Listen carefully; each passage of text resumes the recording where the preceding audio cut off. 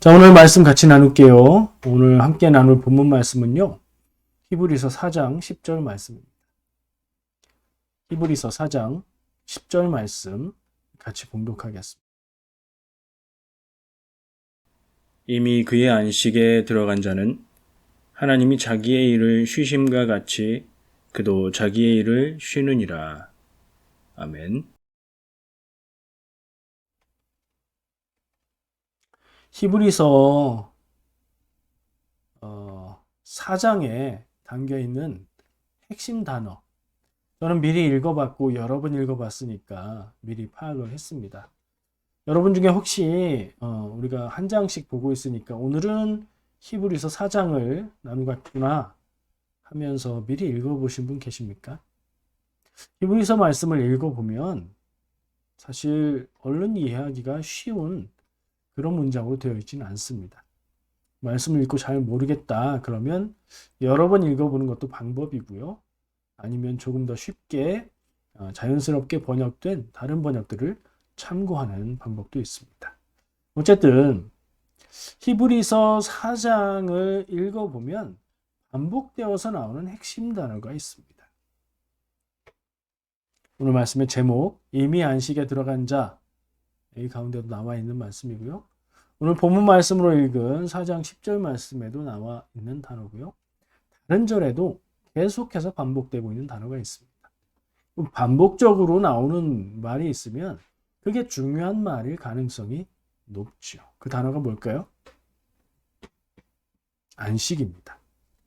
이미 안식에 들어간 자라고 제가 말씀 가운데서 제목을 땄으니까요. 오늘 본문 말씀에도 안식이라는 말이 나와 있습니다. 우리는 안식이라는 말을 들으면 무엇이 생각납니까? 우리말의 안식은 편하게 쉰다는 말이죠. 또 안식이라는 말을 들으면 유대교에서 말하는 안식일을 생각하게 돼요. 성경 말씀에 하나님이 안식일을 거룩하게 지켜라 라고 말씀하신 그 말씀도 생각나죠. 그런 구약 성경 혹은 유대교에서 말하고 있는 안식일의 의미는 뭐죠? 구체적으로 겉으로 드러나는 모습은 일하기를 멈추고 하나님을 경배하는 날. 그렇죠? 좀 더 깊이 생각해 보면 자신을 위해서, 자기 가족을 위해서, 자기 인생을 위해서 자기 뜻대로 살아가던 그 삶의 달리기를 멈추고 하나님의 뜻을 생각해 보는 날이라고 볼 수도 있죠. 그런 생각들이 나요. 안식이라는 얘기를 하면서. 이 히브리서 4장에서는 어떤 의미의 안식을 얘기하고 있을까요? 그걸 파악하기 위해서 우리가 생각하고 머릿속에 염두에 두고 들어가야 될 생각은 이 히브리서는 누구를 위해서 쓴 편지라고요? 편지는 성경에 있는 편지는 신앙적인 권면이라는 것을 기억할 수 있고요. 히브리서는 유대교적인 배경을 가진 그리스도인들에게 쓴 편지다. 이걸 기억해야 이 의미를 파악하는 데 도움이 될 거예요.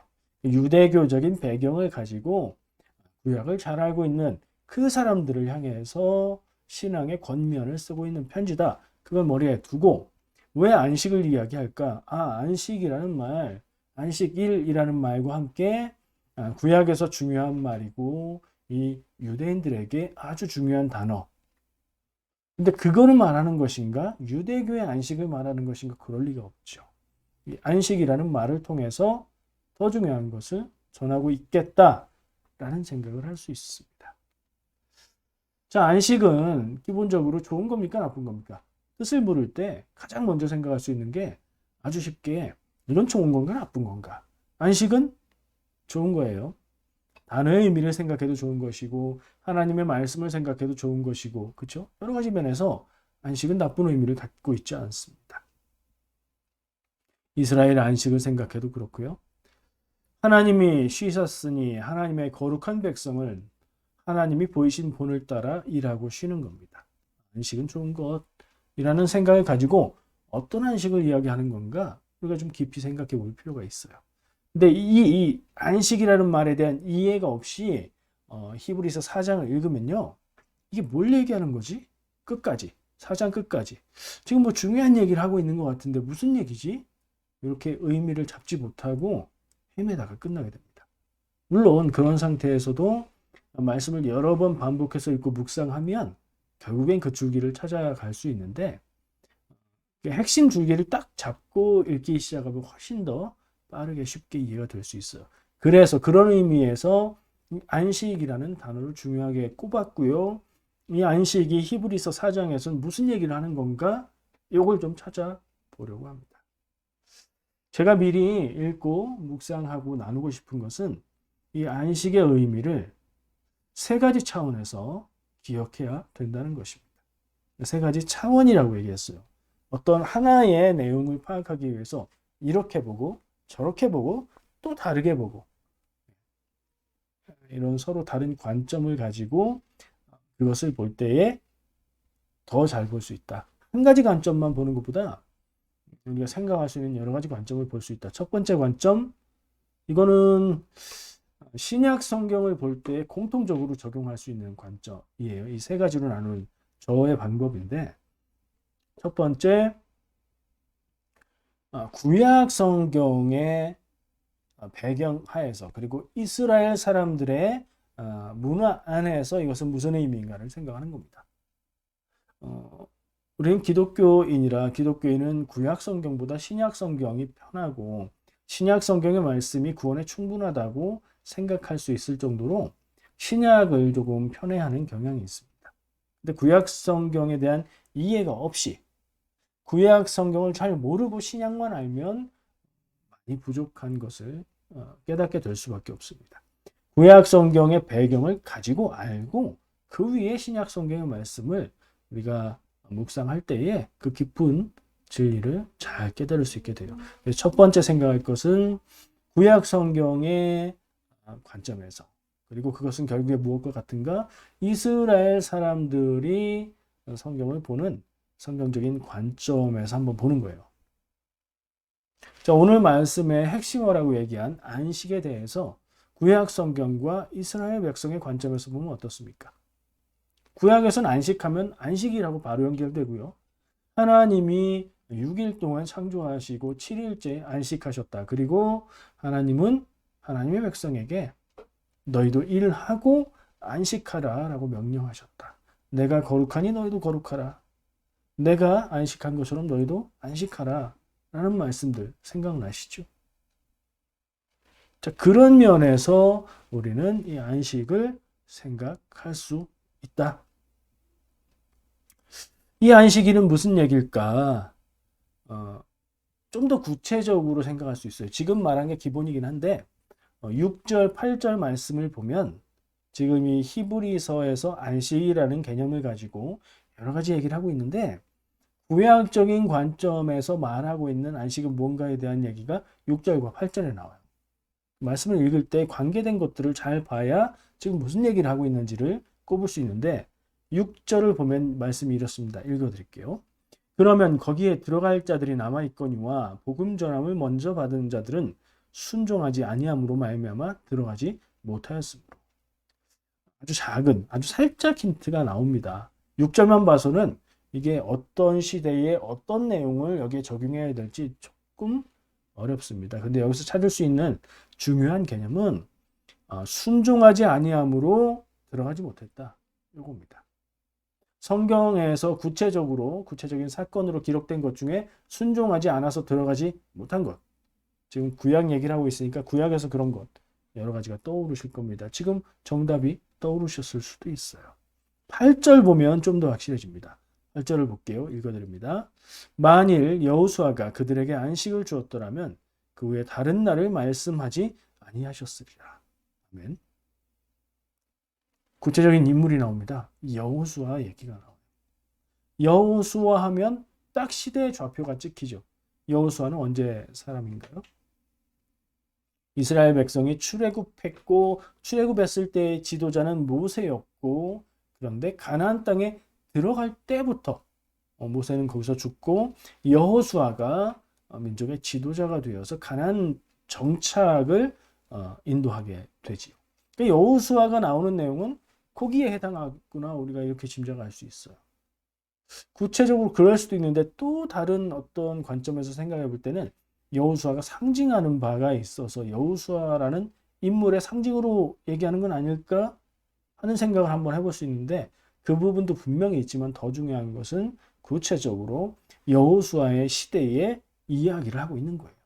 그러니까 첫 번째, 이스라엘의 안식은 구약과 이스라엘 백성의 관점에서 볼 때 가나안 땅에 들어가는 것을 이야기하고 있는 거예요. 연결이 잘 되셨어요? 저는 처음에 읽을 때 가나안 땅에 들어가는 것하고 연결이 잘 안 됐어요. 근데 읽고 묵상하고 주석을 찾아보고 그러다 보니까 말씀을 다시 보니 여호수아 얘기를 하고 있는 게 눈에 들어왔어요. 여호수아는 가나안 땅에 들어갈 때 리더지요. 그리고 6절은 뭐라고 했어요? 순종하지 않아서 들어가지 못했다. 가나안 땅에 들어갈 때에 출애굽한 이스라엘 백성 중에 누가 들어가지 못했습니까? 출애굽 1세대. 이집트 땅에서 나왔던 그 사람들이, 그죠? 독립의 주역들이 광야에서 다 죽어갔죠. 여호수아와 갈렙만 빼고요. 그들이 왜 못 들어갔다고 말하고 있어요? 히브리서가 지금 순종하지 않았으므로 들어가지 못했다. 제가 지난번에 말했던 것 같은데 순종하지 않았다는 말은 믿지 않았다는 말하고 연결돼요. 같은 거예요. 믿지 않았고 믿지 않아서 순종하지 않았기 때문에 하나님의 뜻에 모세를 통해서 주신 하나님의 뜻, 여호수아를 통해서 주신 하나님의 뜻에 믿지 않고 순종하지 않았기에 거기에 들어가지 못한 거예요. 그러면 가나안 땅에 들어간 것이 어떻게 안식이라는 말과 연결이 되는가? 이스라엘 백성이 이집트에 있을 때 안식이었어요? 아니었어요? 아니었죠. 어렵고 힘들고 강제노역에 시달리는 그런 삶이었어요. 그러면 이집트에서 나왔을 때는 광야에 있을 때 가나안 땅에 들어가기 전 광야의 삶은 안식이었어요? 아니었어요? 안식일 수가 없죠. 광야에서 사는 것은 늘 캠핑이고 늘 이동하는 행군이었고 그랬잖아요. 그리고 공격하는 침략하는 적들이 있으면 맞서 싸워야 되는 전쟁이고 비상 상황이었죠. 그런 그들이 언제 안식할 수 있어요? 언제 편하게 쉴 수 있어요? 가나안 땅에 들어가서 그 가나안 땅을 점령하고 자기들의 땅으로 완전히 안정되게 했을 때 그때 그곳에서 안식을 취할 수 있죠. 내 집이 있어야 편안히 쉴 수 있는 것과 같은 의미예요. 그래서 가나안 땅에 들어가는 게 이스라엘 백성들에게 안식이 되는 겁니다. 이게 첫 번째 의미예요. 이스라엘의 안식, 구약적인 안식. 이게 살짝 연결이 하나님께서 창조하시고 안식하셨고 백성들에게 안식하라고 명령하신 것하고 한 단계 건너서 연결되지만 이 히브리서 4장에서 말하고 있는 안식의 첫 번째 의미는 실제로 자기들의 역사 속에 있었던 사건 속에서 하나님에 대한 믿음이 없어서 순종하지 않았고 그래서 가나안 땅에 들어가서 평안히 쉴 수 있는 안식에 들어가지 못한 사건. 그들은 그랬고 또 그것을 믿고 순종함으로 가나안 땅에 들어간 사람들도 있었고 이들은 안식에 들어갔고 이들은 안식에 들어가지 못했고 이걸 얘기하고 있어요. 구체적으로 이 말씀을 이 편지를 듣는 읽는 사람들의 관점에서 생각해 볼 때 그들은 이런 배경을 갖고 있잖아요. 이렇게 생각했을 겁니다. 이 개념을 가지고 지금 하는 얘기를 듣기 시작했을 거예요. 우리도 그렇게 따라가 봐야 된다는 거죠. 두 번째 중요한 관점이 있습니다. 초대교회의 시기. 왜 이걸 생각하냐면 이 히브리서는 편지로 신앙적인 권면의 편지로 쓰여졌고 그 당시 시대에 맞는 글로 쓰여졌겠죠. 당연히 그 당시에 언어인 헬라어로 쓰여졌고요. 그걸 생각하자는 거예요. 편지가 쓰여진 때, 편지가 읽혀지고 있는 때, 그 당대의 관점을 한번 봐야 되는 거죠. 이 편지를 쓰고 그것을 읽었던 당시의 배경에서 안식은 어떤 의미일까? 안식을 핵심어로 꼽고 있으니까 그 시점, 그 관점에서 한번 생각해 보는 거예요. 자, 그 당시 초대교회 시대의 유대인의 삶은 어땠습니까? 행복하고 평안하고 정말 안식이 있는 삶이었습니까? 아니면 안식을 갈망하고 갈구하는 삶이었습니까?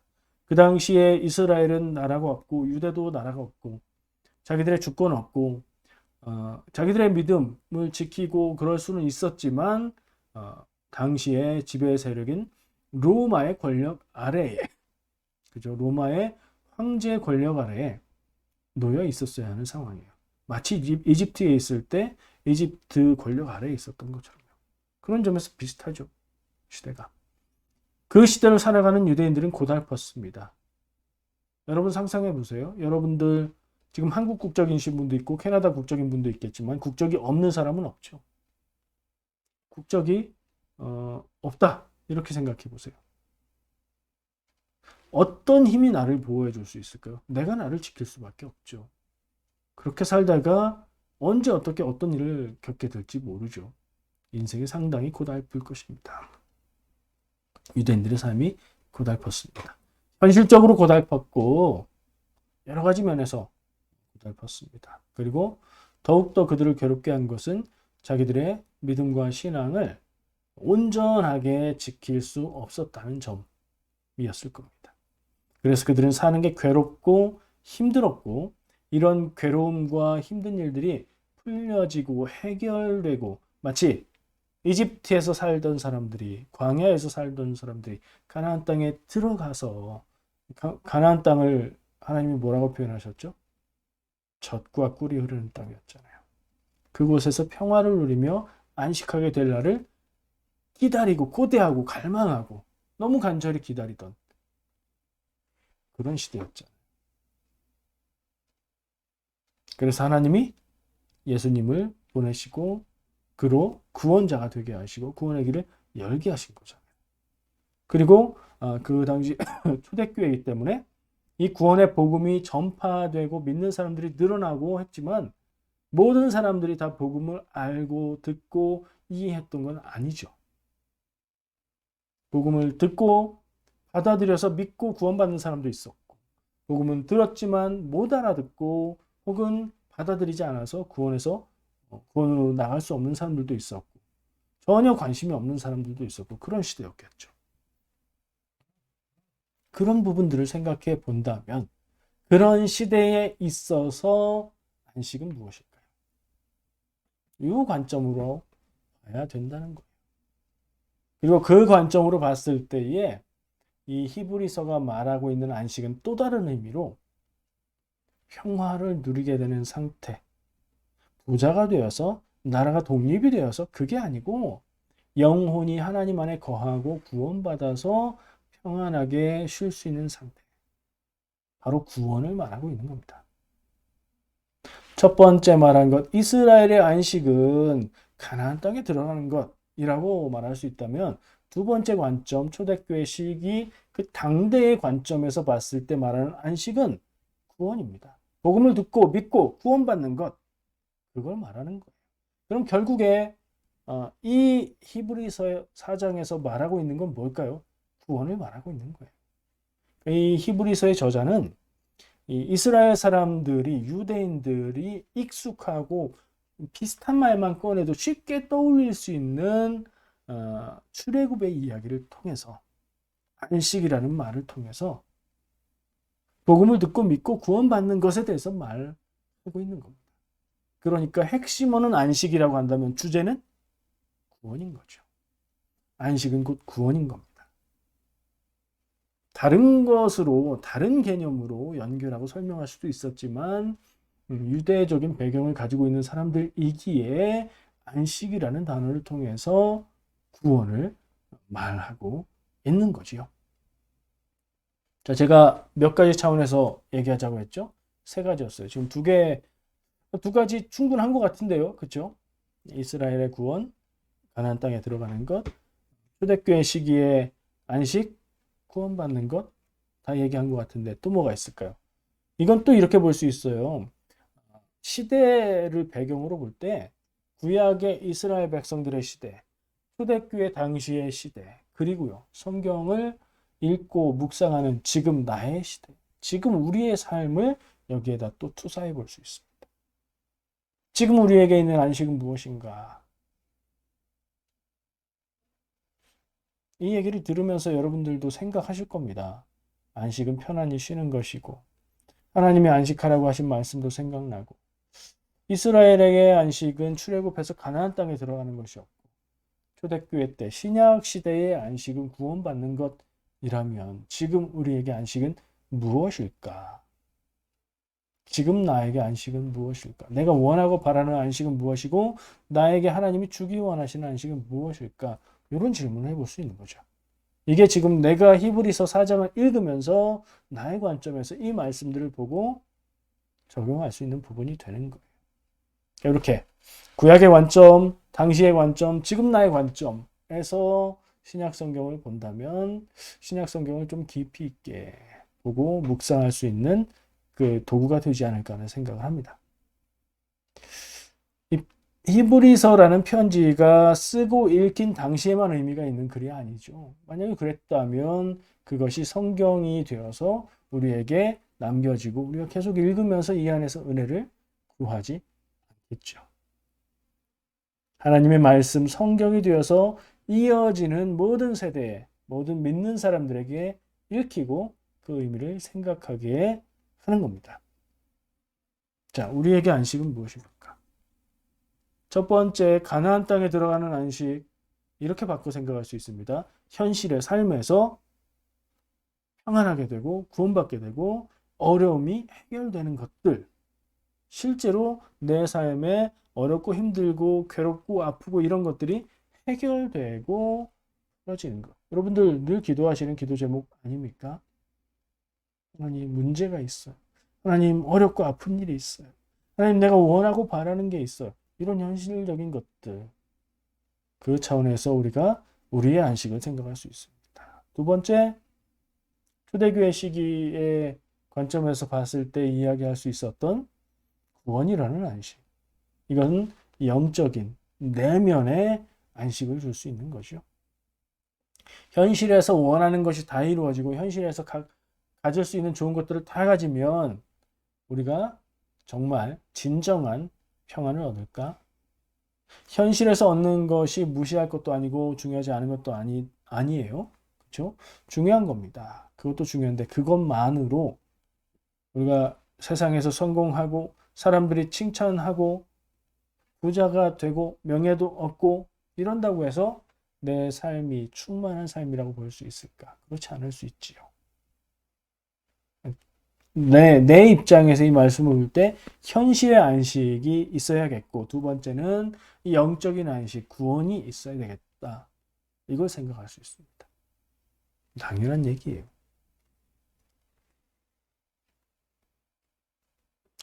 평안한 곳에서 평화롭게 풍요를 누리고 사는 것, 어느 시대나 누구나 사람이라면 원하는 걸 겁니다. 그래서 이것을 하나님께 기도합니다. 근데 이것이 진정 나에게 영원한 참된 안식을 줄 것인가 생각해 본다면 그 부분은 우리의 내면에, 우리의 영혼의 구원을 또 우리가 간구하고 구해야 될 것이 됩니다.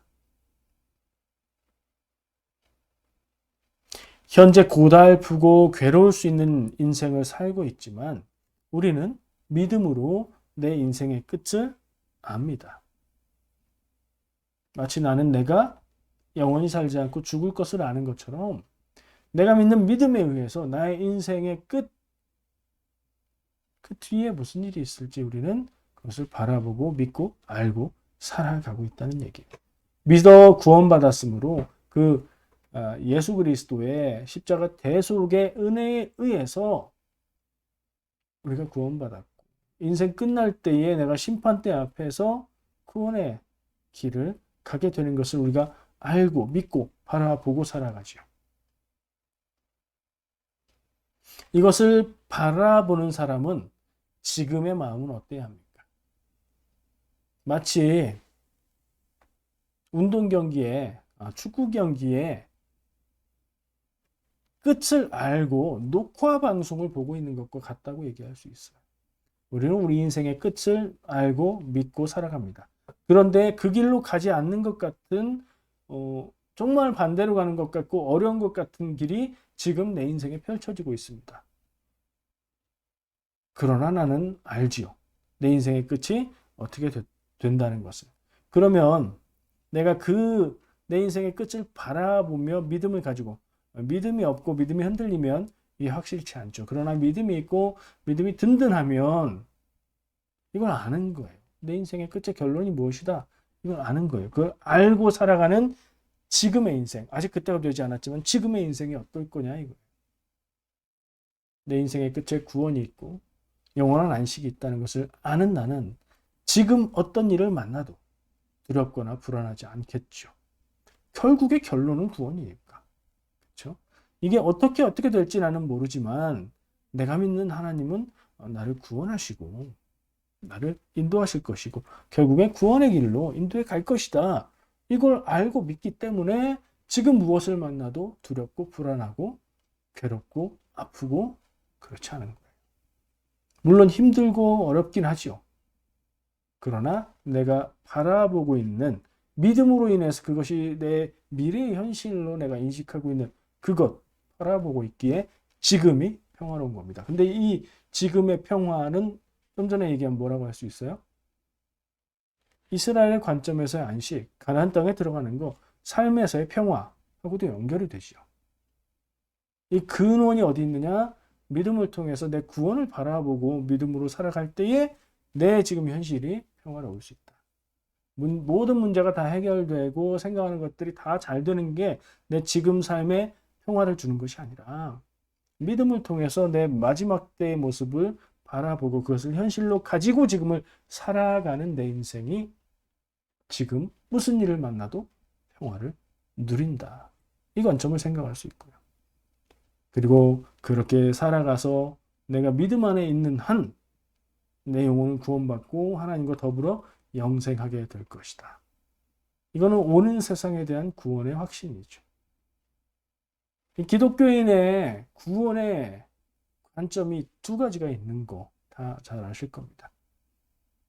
예수 그리스도께서 이 땅에 오셨고 죽으셨기 때문에 그 일을 통해서 내가 그것을 믿는 걸 통해서 내가 구원받았습니다. 이건 내 인생의 시간에 있어서 지나간 과거의 일이에요. 현재의 일이고요. 그렇죠? 그리고 그것은 언제 성취되고 완성되고 끝을 봅니까? 내 인생이 끝나는 날 그 뒤에. 그렇게 되죠. 그래서 기독교인에게 있어서 구원은 두 가지 차원. 지금 현재 이미 예수 그리스도께서 내 구원을 위해서 죽으셨기 때문에 내가 그것을 믿으면 나는 이미 구원받은 것. 그래서 현재의 삶 가운데 어떤 일을 만나도 두렵고 불안하지 않은 것. 이 차원이 있고요. 이미 구원받은 것의 관점이죠.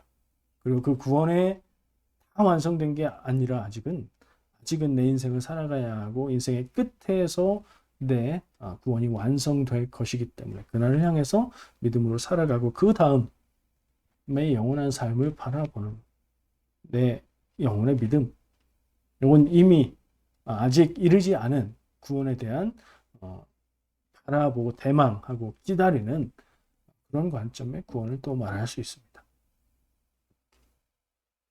이렇게 연결을 해보니까 또 우리 구원의 두 가지 측면을 생각할 수 있게 됩니다. 내 삶의 형편이 어떻던지 현재 인생에서 이 안식을 누리고 있는가? 이 질문을 할 수 있겠죠. 한번 질문해 보세요. 내 삶의 형편이 무엇을 만나고 어떤 일을 만나도 나는 지금 현재 인생에서 하나님이 주시는 편안한 그 평화를 누리고 있는가? 스스로 질문해 보시고 대답해 보시기 바랍니다. 거기에 아멘, 예스 라고 대답할 수 있는 것이 믿음으로 사는 인생의 열매인 줄 믿습니다. 만약에 지금 내 삶에 평화가 없고 불안하고 불편하고 힘들고 괴롭다면 그럴 수 있습니다.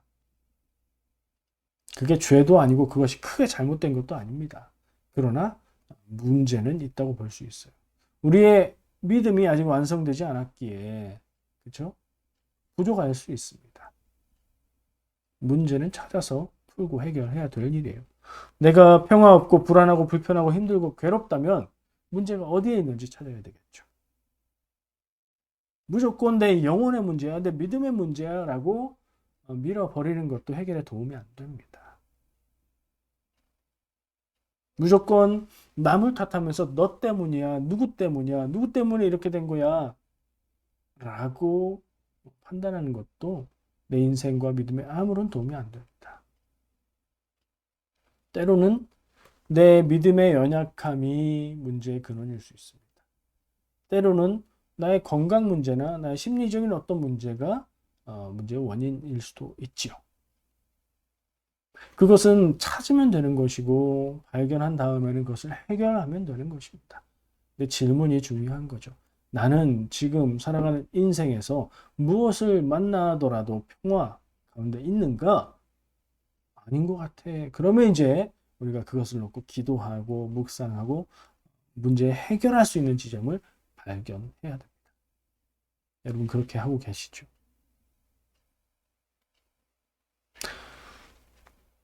그런 신앙생활을 통해서 무슨 일을 만나도 평화 가운데 거하고 또 천국에 이르는 정답의 길을 살아가는 여러분들 되시기를 축복합니다. 기도하겠습니다.